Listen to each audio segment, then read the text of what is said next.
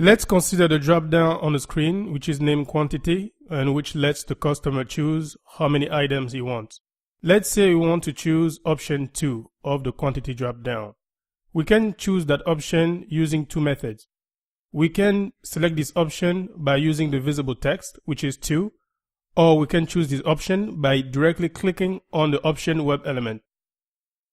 Let's go to Sublime Text and drag and drop select drop-down option.py into Sublime Text.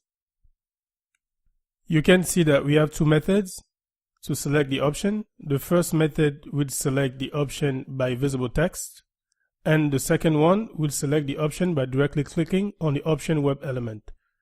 To use the first option, first we need to import select. Then we need to select the option by visible text. So we are going to write select, pass the drop-down element,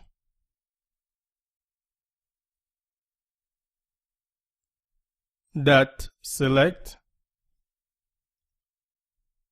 by visible text, and then the text, which is 2. Let's save this and let's run it from the terminal.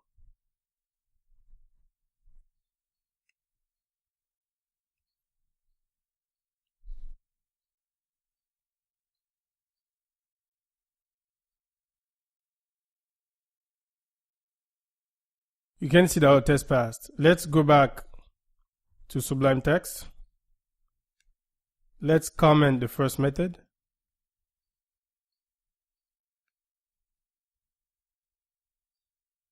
Let's uncomment the second method. Here we are going to select the option by directly clicking on the option web element. So I'm going to write drop down option element that click. Save, and let's run the test from the command line.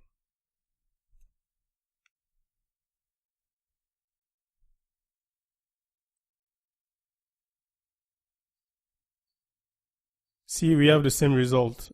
Option 2 is selected. In the next video, I'm going to show you how to get an element text or attribute.